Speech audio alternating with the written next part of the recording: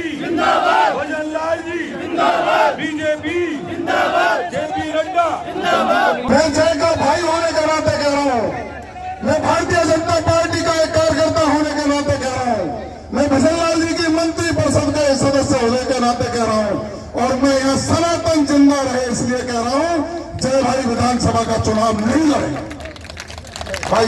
और भाईचारा जहाँ जिंदा रहता है, राजनीति के रास्ते अपने आप उससे तय हो जाते हैं। मैं आपकी पड़ोस की विधानसभा से विधायक हूं। अब एक आदमी कहो मेरे से कोई किसी को शिकायत है क्या?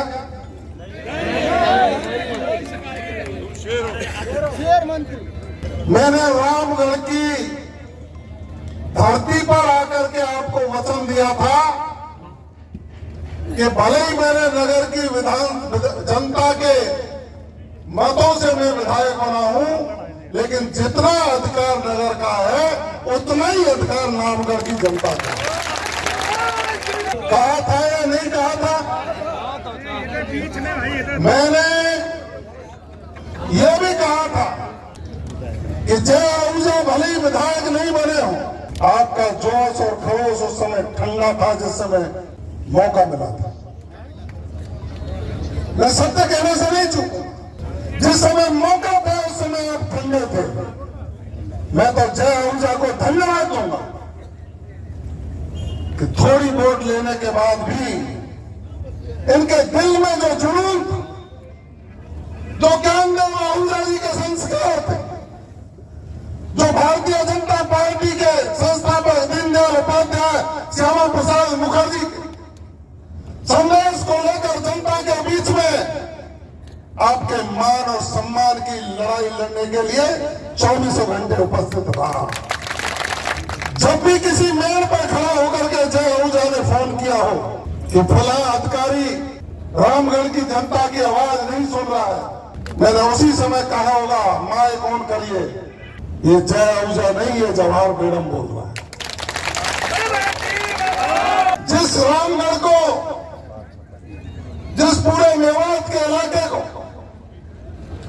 संस्कारों से सरसब्ज करके उन लोगों से लड़ने के लिए तैयार किया हो, जिन लोगों से आपकी बहन बेटियों की इज्जत बचाना किसी समय मुश्किल हो गया, उन लोगों के खिलाफ लड़ने को आपको तैयार किया हो, जो गरीबों की जमीन पर कब्जा करते हो, उन लोगों के खिलाफ लड़ने के लिए तैयार किया हो, जो सरेआम गौ तस्करी करते हो, ओएलएक्स की ठगी करते हैं।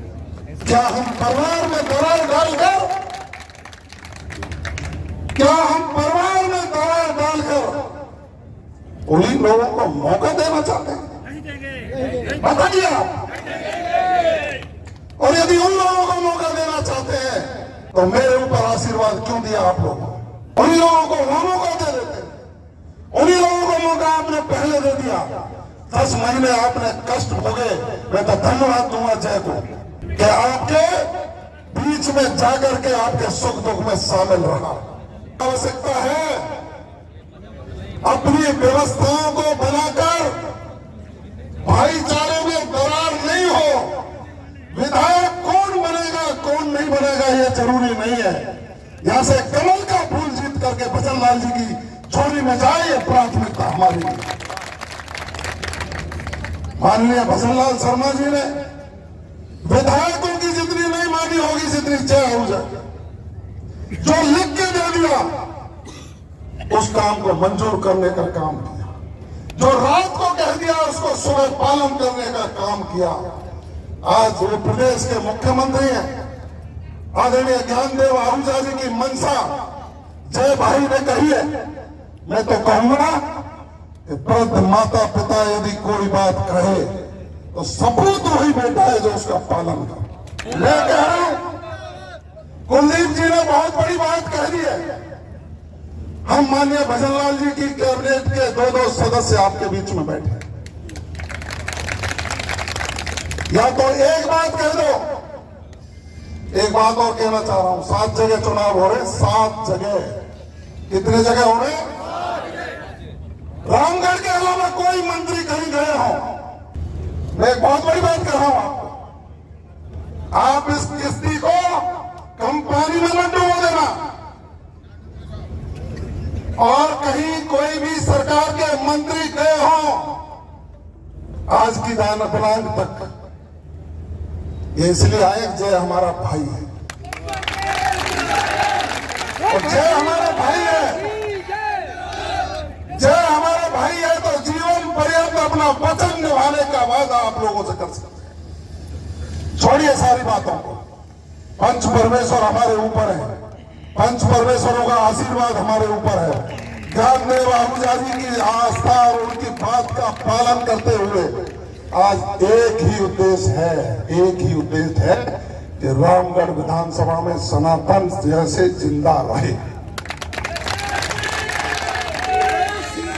मैं तो अब कहूंगा, अध्यक्ष जी आपसे इजाजत ले रहा हूं, झोली मार रहा हूं आपसे, यदि मुझे आप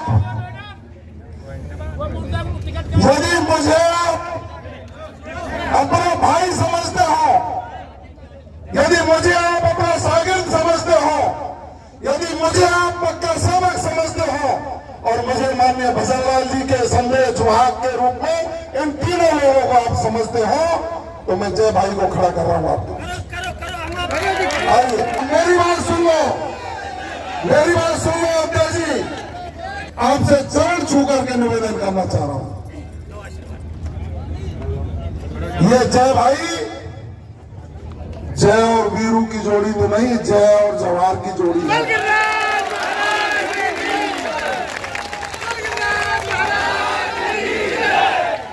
और मेरा फिर जोड़ी बना करके निवेदन है, मैं कोई बात कहूं तो उसका पालन करोगे या नहीं करोगे?